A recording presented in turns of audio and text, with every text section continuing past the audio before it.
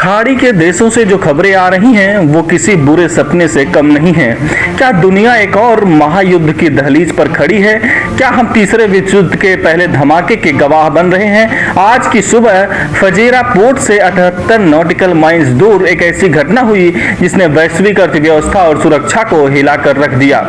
एक विशाल तेल टैंकर जो लाखों लीटर तेल लेकर जा रहा था, अज्ञात प्रोजेक्टाइल से निशाना बनाया गया। जहाज आग की लपटों से घिरा है और धुएं का गुबार आसमान छू रहा है। लेकिन यह सिर्फ एक जहाज पर हमला नहीं है, यह दुनिया की सबसे संवेदनशील नब्ज हार्मुज जलडमरू मध्य पर हमला है और यूके मैरिटाइम ट्रेड ऑपरेशन ने इस हमले की पुष्टि कर दी है। और रिपोर्ट बताती है कि जहाज पर हमला बेहद सटीक था। फुजेरा के उत्तर में हुई इस घटना ने सुरक्षा एजेंसियों के कान खड़े कर दिए। हालांकि राहत की बात यह है कि चालक दल के सभी सदस्य सुरक्षित हैं, लेकिन सवाल ये बनता है कि आखिर ये हमला किसने किया।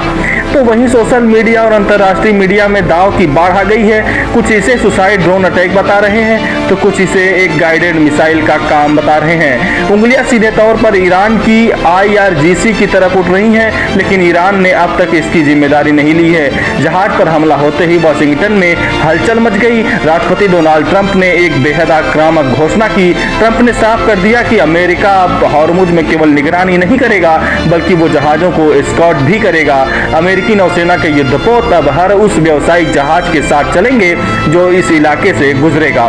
तो वहीं यूएस सेंट्रल कमांड ने 15,000 से ज्यादा सैनिक, 100 से अधिक लड़ाकू विमान और गाइडेड मिसाइल डिस्ट्रॉयर को स्ट्राइक पोजीशन में तैनात कर दिया।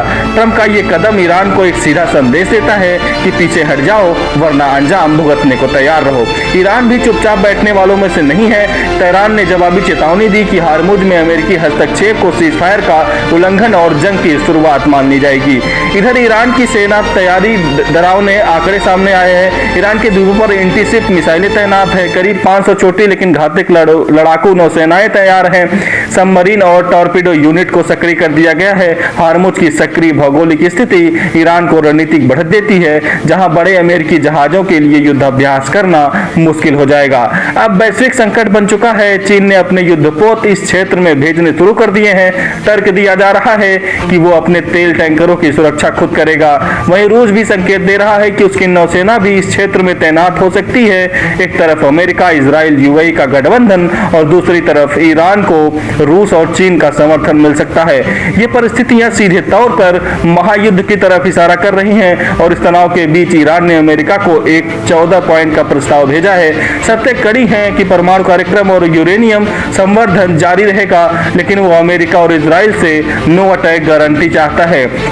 बदले में वो हार्मुज को धीरे धीरे खोलने पर विचार भी कर सकता है। खैर, आज 4 मई की ये घटना इतिहास के पन्नों में किस तरह दर्ज होगी, ये आने वाले कुछ घंटे तय करेंगे। हार्मुज में अगर फिर से कोई एक भी गोली चली तो पूरी दुनिया की अर्थव्यवस्था तबाह हो जाएगी। अब अंत में मेरा आपसे सवाल, आपको क्या लगता है कि सीधी जंग की शुरू हो चुकी है? हाँ या ना में कमेंट करके अपनी राय जरूर दें।